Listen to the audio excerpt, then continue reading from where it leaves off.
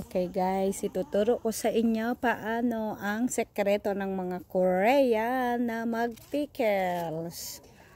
Okay. Ayan siya guys. Mangunguha muna tayo ng cucumber. At ayaw ko malaglag. Teka lang guys ha. Kasi ayaw ko malaglag siya. So ganyan ko. Hindi ko na lang gupitin. At least hinawakan ko siya guys. Ayan. Ayan siya guys. Ang dami kong gagawin na cucumber. Gagawin natin na crunchy guys. Okay? Ayan. Ang daming bunga. Doon yata tayo kukuha sa loob guys. Ang dami oh. 3. So, bali, 3 ito, guys. Ayan. B-boy, come here, B-boy, oh. Help mommy, boy, oh. So, kukunin natin. Gupitin natin dito. Malalaglag na. Ayan siya. So,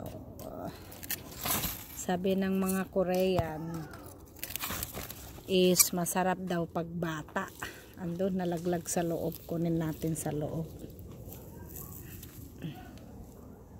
Ayan, magpipickles.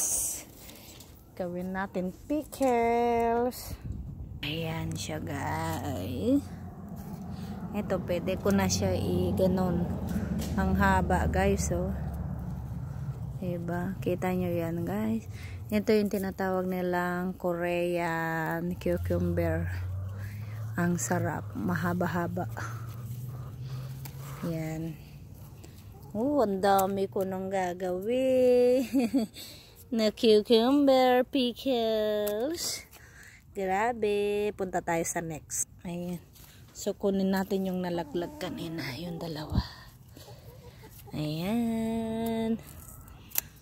Ang dami guys. Ayan. Wow.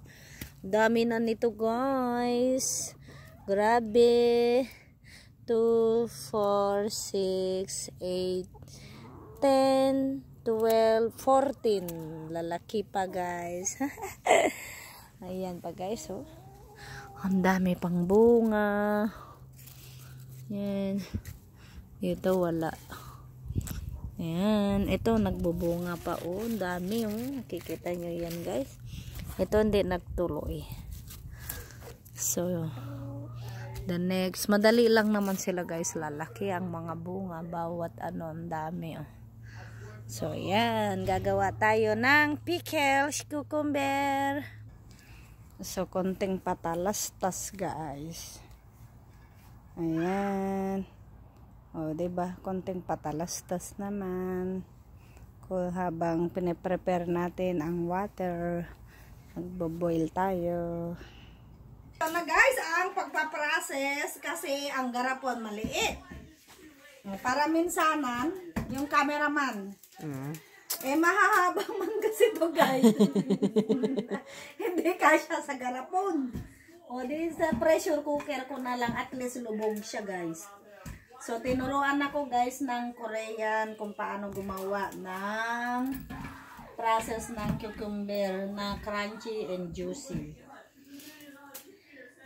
Magpakulo lang daw guys ng tubig na may asin. Ayan. Wow, ang galing. Ang galing ito bunso. Medyo naamoy ko na bunso ang kagandahan nito. Sige, nasan na? Ano? Yan ka lang bunso. Naka-on pa to. Okay, yun. So, ito na bunso. Kailangan tulong? Dito, cameraman. Yan, kumulo na siya guys. Ilagay na natin yung salt. So, tinuruan ako ng Korean paano maging crunchy daw siya. Yan. Oh, John, ayun, tumalon. Lumayo ka, cameraman. Ayan, ngayon. Dahil kumulo na siya guys, ilagay na. Sige, baka gusto mo pumasok dyan. Ayan, ayan, ganyan siya guys. Magkaka ano din yan to guys. Para daw magiging crunchy. Teka, mainit guys. Agoy. Mainit guys. Yan. So, ganyan lang guys. Make sure daw na lubog ito. Kailangan may nasaan na? Ano? Dapat may lubog. Sabi, kailangan may lubog. Ano bang pinangaano natin? Yung iganyan mo siya. Acho! Mainit pala. Diba? Ngayon na-try mo na. Patalastas! Ang gumagawa guys. Lasing na guys. Teka. Ayun, lubog. Ay, goy, patay man tayo. Lagyan mo ang tubig. Yan. Tubig. Meron man. Meron. Yung kailangan daw lubog siya para magiging crunchy siya guys. Ang kamay ko guys is bakal. Yan. Lubog man siya. Sayaan mo na. Lubog naman. Lubog naman siya. Oo. Sige guys, takpan na natin. Nagtataka kayo sa pressure cooker yan. At least yung pressure cooker may lock. And then, so 2 beses daw natin guys gawin ito. Pakuluan? Yes. 2 to 3 days. So, ilalagay mo lang siya ganyan? Ganyan lang. I-check natin after 2 days. Gawin na naman natin yung process. Pakuluan? Oo, pakuluan na naman na may asin. Tapos, saka na natin lagyan ng ingredients. Makikita mo daw guys na juicy and crunchy. O di, try natin. Wala namang mawawala guys. Okay, bye-bye. Abangan nyo ang part 2. Diba?